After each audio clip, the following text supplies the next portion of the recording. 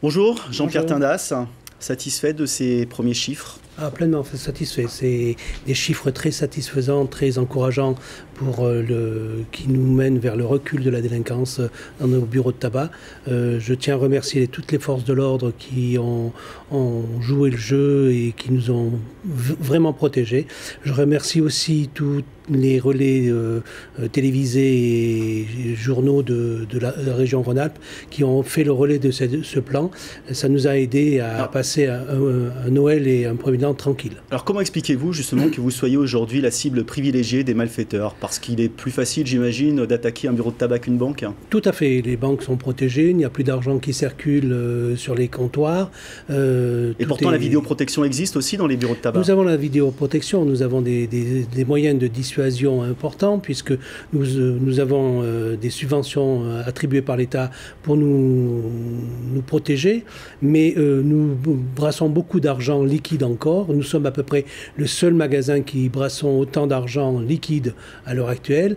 Nous sommes des cibles tentantes. Alors avec des agressions parfois violentes, hein, comme sur ces images, on l'a vu avec à Bron, où un buraliste avait été sérieusement blessé. Le montant moyen est pourtant relativement faible, 200 €. Oui, c'est vraiment le petit délinquant qui renouvelle ses méfaits assez rapidement.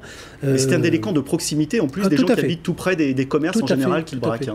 Oui, c'est pas des gens qui viennent d'un pays lointain pour faire un braquage et partir sous les îles. C'est des petits délinquants qui ont besoin de 100 ou 150 € ou 200 € pour acheter leur dose de drogue ou pour vivre et qui renouvellent assez souvent leurs méfaits, et donc il faut les arrêter tout de suite pour pas qu'ils prennent l'habitude et que la violence ne monte pas crescendo. Alors il y a un vrai ras-le-bol des buralistes en ce moment, à cause des braquages bien entendu, mais aussi à cause du prix du tabac qui augmente, avec des buralistes qui tirent parfois leur rideau définitivement. Alors c'est notamment plus le cas du côté des frontaliers. Oui, la protection est une chose importante, mais notre sécurité aussi de notre commerce, c'est la pérennité de nos fonds de commerce, c'est le tabac, l'augmentation à répétition du tabac, les paquets génériques qui vont être mis en place, c'est quelque chose de très préoccupant pour le buraliste. Et quand vous manifestez, comme on le voit sur ces images à Bruxelles dernièrement, vous demandez quoi?